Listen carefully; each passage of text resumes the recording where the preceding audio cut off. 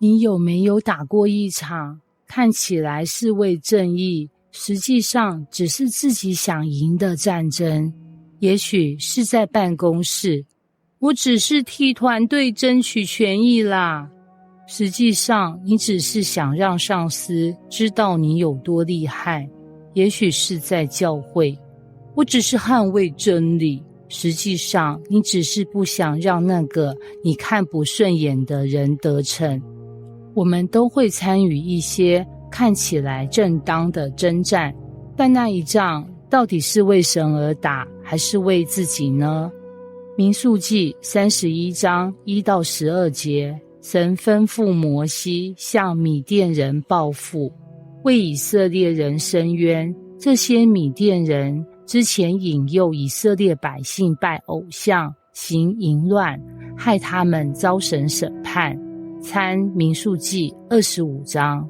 于是摩西召集了12000名士兵，每支派1000人，由祭司以利亚撒的儿子菲尼哈带着圣物与号角领军，他们大获全胜，杀了所有男丁，包括5个米甸王和先知巴兰，掳了米甸的妇女、小孩、牲畜与财物，把这些战利品带回营中，交给摩西和以利亚撒。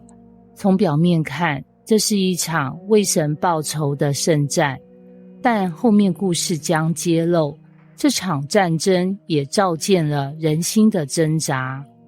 这是一场办公室里的圣战。Ella 是一家科技公司的资深工程师，也是小组主管。他勤奋认真，对团队有高标准。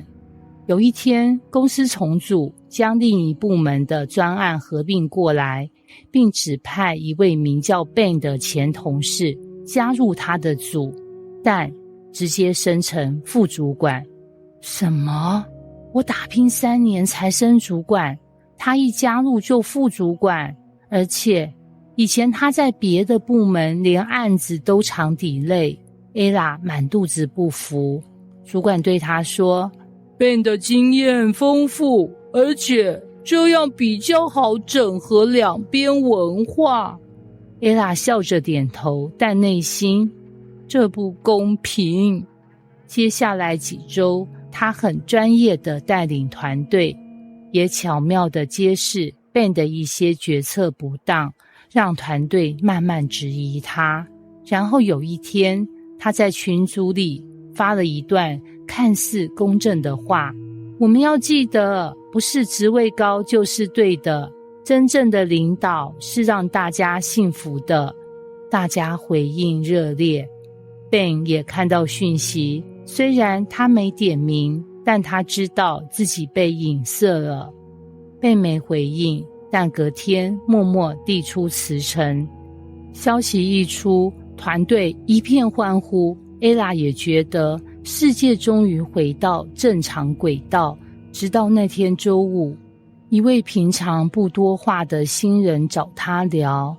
Ella 姐，其实我原本很尊敬你，但最近这一波，我们几个新人觉得你好像不是在建造团队，而是在打自己的仗。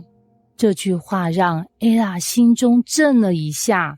她回头想，那些他说是为了团队的征战，真的那么无私吗？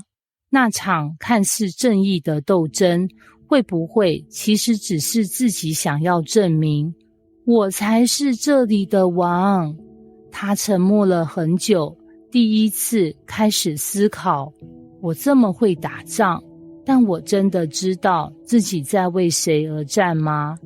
他决定写一封信给 Ben， 为自己的过度操控与争权认错。不久后，公司调整组织，他也主动请辞主管职，转去产品开发部门。